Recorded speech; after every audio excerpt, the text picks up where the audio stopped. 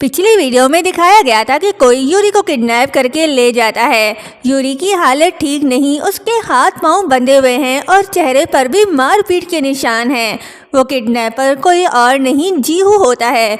Yuri होश में आती है और जीहू को देख थोड़ी घबरा जाती है। जीहू पूछता है, होश आ गया तुम्हें? यूरी दर्द और घबराहट में कहती है, ये क्या हरकत है? तो जीहू गुस्से से कहता है, तुम्हारी वजह से मैं कंपनी से निकाल दिया गया। ऐसी अफवाहें फैली कि कोई कंपनी मुझे जॉब देने को तैयार नहीं, ये सब तुम्हारी वजह से हुआ। यूरी पूछती है, तुम चाहते क्या हो? तो जीहू कहता है, सच सामने लाना चाहता हूँ और अपनी बेगुनाही साबित करना चाहता हूँ। मैंने किमिन को पहले ही कॉल करके यहाँ बुला लिया है, वो भी अभी आने ही वाला होगा। तभी किमिन वहाँ आ जाता है, भागते हुए सीधा यूरी के पास जाता है और पूछता है, हांदो तुम ठीक हो? जीहू मुस्कुराते हुए कहता है, बॉस आप आ गए, मैं आपका ही इंतजार कर रहा था। किमिन गुस्से में कहता है, घटिया इंसान, तुम्हारी हिम्मत कैसे हुई हांदो को चोट पहुंचाने की? तो जीहू किमिन को सच बताने लगता है, कहता है, हांदो असल में लड़का नहीं लड़की है। और सिर्फ इतना ही नहीं, हांदो यानी यूरी शुरू से ही आपको बर्बाद करने के लिए स्पाई बन के ऑफिस में आई थी। किमिन उसकी बात पर यकीन नहीं कर रहा होता क्योंकि उसे यूरी पर खुद से ज्यादा ट्रस्ट होता है। कहता है, बकवास बंद करो, क्या तुम समझते हो कि मैं तुम्हारे इस झूठ पर यकीन कर लूंगा? जीहू कहता है, मैं झूठ नहीं बोल रहा। किमिन चिल्लाकर कहता है, चुप रहो, कोई भी तुम्हारी इस बात पर यकीन नहीं करेगा। फिर जीहू चाकू निकाल कर उस पर हंसने लग जाता है और कहता है, ठीक है, फिर मैं अभी तुम्हें सच दिखा देता हूँ। ये यूरी पर हमला करने ही वाला होता है, लेकिन किमिन उसका हाथ पकड़ लेता है और चाकू गिरा देता है। जीहू डर कर भाग जाता है। किमिन फौरन यूरी के पास जाता है, उसके बंधे हाथ खोलता है और पूछता है, कहीं चोट तो नहीं लगी? यूरी उससे माफी मांगती है तो किमिन कहता है, बस तुम ठीक हो, यही काफी है। तभी यूरी आंखों में आंसू लिए कहती है, जीहू जो कह रहा था सब सच है, मैं स्पाई हूँ और असल में मैं लड़का भी नहीं हूँ। किमिन यकीन नहीं करता, कहता है, झूठ मत बोलो, तुम ऐसा क्यों कर रहे हो? यूरी कुछ नहीं कहती, बस सर झुकाकर माफी मांगती है। तो किमिन टूटे दिल के साथ कहता है, तुम्हारा असल चेहरा क्या है? सच में मुझे धोखा दिया, मजाक बनाया और मेरे साथ खेल रही थी? मैं तुम्हारे लिए क्या था? यूरी कोई जवाब नहीं देती तो गुस्से और दर्द में किमिन वहाँ से चला जाता है। यूरी फूट फूट कर रोने लग जाती है। उसके पास कहने को कुछ भी नहीं बचा, ना सच ना झूठ, सब कुछ खो चुकी है। अब वो जानती है जिससे वो बेइंतहा प्यार करती है, अब वही उससे सबसे ज़्यादा नफरत करेगा और उन दोनों के दरमियान अब सिर्फ दूरी रह जाएगी। यूरी के स्पाई होने की न्यूज़ हर जगह फैल चुकी होती है। ये बात मीडिया तक पहुँच जाती है, जिस वजह से किमिन की पोजीशन दांव पर लग गई। इस बात पर उसकी ग्रैंड माँ उस पर बहुत गुस्सा होती है, कहती है, कमाल के बेवकूफ़ हो तुम, बिल्कुल पास ही स्पाई मौजूद था और तुम्हें खबर तक नहीं हुई। तुमने काम को यहाँ तक पहुँचा दिया और वो लड़का जिसे तुम पसंद करते हो वो तुम्हारा असिस्टेंट निकला। तुम अपने होशो हवास में हो भी या नहीं? ऐसा हो ही नहीं सकता कि सिर्फ वो असिस्टेंट अकेला ही था और उसने ही सब कुछ प्लान किया हो। कोई है जो उसके पीछे है, ठीक से जांच करो। दूसरी तरफ यूरी बहुत उदास होती है। किमिन से झूठ बोलना, उसे धोखा देना, इसके लिए भी बिल्कुल आसान नहीं था। तभी कोई उसके घर पर आता है। यूरी दरवाज़ा खोलती है तो सामने सीरा खड़ी होती है। उसके आंखों में दर्द और गुस्सा भरा होता है। सीरा गुस्से में उस पर हाथ उठाने लगती है, लेकिन आखिरी लम्हे पर खुद को रोक लेती है और कहती है, हांदो या फिर यूरी, तुम आखिर हो कौन? तुम इतनी घटिया हरकत कैसे कर सकती हो? यूरी सर झुकाकर उसे माफी मांगती है। सीरा कहती है, जब तुम्हें पता था कि मैं तुम्हें पसंद करती हूँ तो अंदर ही अंदर तुम मुझ पर कितना हंसी होगी। मेरे जज्बात तुम्हारे लिए सिर्फ एक मजाक थे। यूरी जवाब देती है, ऐसा कभी नहीं था।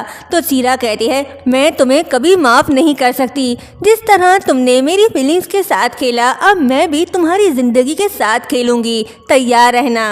ये धमकी देकर वहाँ से चली गई। दूसरी तरफ जब किमिन को पता चलता है कि इस सब प्लान में डोंगजिन भी शामिल था तो वो सीधा उसके पास जाता है और गुस्से में थप्पड़ मार कर कहता है, क्या तुम्हारा मकसद सिर्फ यही था? कंपनी के अंदर स्पाई घुसाकर इतनी बड़ी साजिश कैसे रच दी तुमने? डोंगजिन जवाब देता है, जो कंपनी, जो पोजीशन, जो लोग तुम्हें आसानी से मिल गए, तुमने उन्हें अपना हक समझा, लेकिन मेरे लिए ये सब कभी आसान नहीं था। किम मिन कहता है, अगर तुम्हें ये सब चाहिए था तो कह देते, अगर भाई बनकर भी मांगते तो भी मैं सब कुछ दे देता। तो डोंगजिन कहता है, हान दो भी, सच बोलो किम मिन, अगर मैंने छीना ना होता तो तुम कभी भी मुझे कुछ देने का सोचते भी नहीं। तो किम मिन कहता है, ठीक है, अब मैं कुछ भी नहीं छोड़ूंगा। तो डोंगजिन कहता है, मत छोड़ो, मैं तुमसे एक एक चीज छीन लूंगा। तो किम मिन कॉन्फिडेंट टोन में कहता है, वो तो वक्त ही बताएगा, फिलहाल जो मिला है उससे थोड़ा सा लुत्फ उठा लो, चाहे सिर्फ कुछ देर के लिए ही क्यों ना हो भाई। किम मिन का अपने ही असिस्टेंट के साथ अफेयर और सेम जेंडर रिलेशनशिप की न्यूज के बाद पूरी कंपनी को बड़ा नुकसान उठाना पड़ा। इस स्कैंडल की वजह से किम मिन को सीईओ की पोजीशन से सस्पेंड कर दिया गया। जब यूरी ने ये न्यूज देखी तो बिना सोचे समझे घर से निकल पड़ी।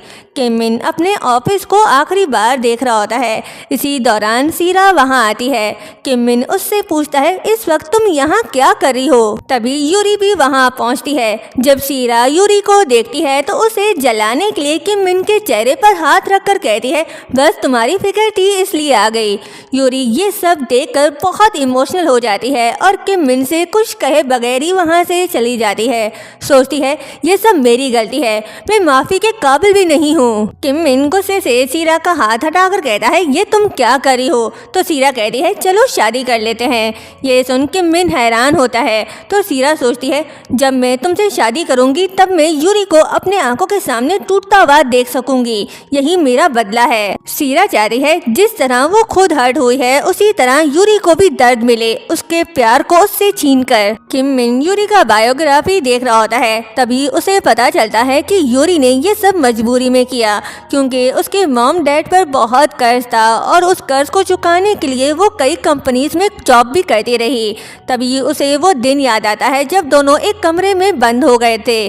किम मिन पूछता है, तुम ठीक हो? यूरी जवाब देती है, इतने अंधेरे की मुझे आदत है। किम मिन पूछता है, अंधेरे की आदत कैसे हो सकती है? तो यूरी कहती है, बचपन से जिंदा रहने के लिए मुझे हर चीज करनी पड़ी। ये सब याद करके किम मिन बहुत इमोशनल हो जाता है और खुद से कहता है, मैं पागल हो जाऊंगा सच में, और ऑफिस से निकल पड़ता है। यूरी उदास जा रही होती है तो सामने डोंगजिन आता है। वो उसे हक करके कहता है, तुम्हें इस हाल में दोबारा देखकर अजीब लग रहा है असिस्टेंट हान। यूरी उसे खुद से दूर करके कहती है, मुझे अब इस नाम से मत बुलाओ। डोंगजिन कहता है, मैं सिर्फ तुम्हारी फिक्र में आया हूँ। तो यूरी कहती है, मैं ठीक हूँ, सो प्लीज मेरी फिक्र मत करो। डोंगजिन कहता है, क्या वाकई में ऐसा मुमकिन है? यूरी उसे कोई जवाब नहीं देती, जाने लगती है तो डोंगजिन उसे रोकता है। यूरी अपना हाथ छुड़ाकर कहती है, बेहतर होगा कि हम फिर कभी ना मिलें। ये बोलकर वो चली गई। डोंगजिन उसे रोक नहीं पाता।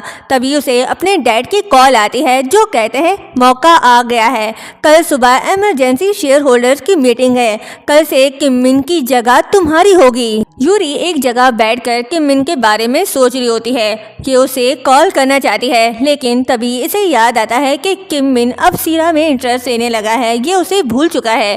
तो वो सोचती है, मैं कहती रही मैं उससे प्यार करती हूँ, लेकिन उसके बारे में कुछ भी नहीं जानती। उसे तोड़ना, धोखा देना और तकलीफ देने के सिवा मैंने कुछ नहीं किया।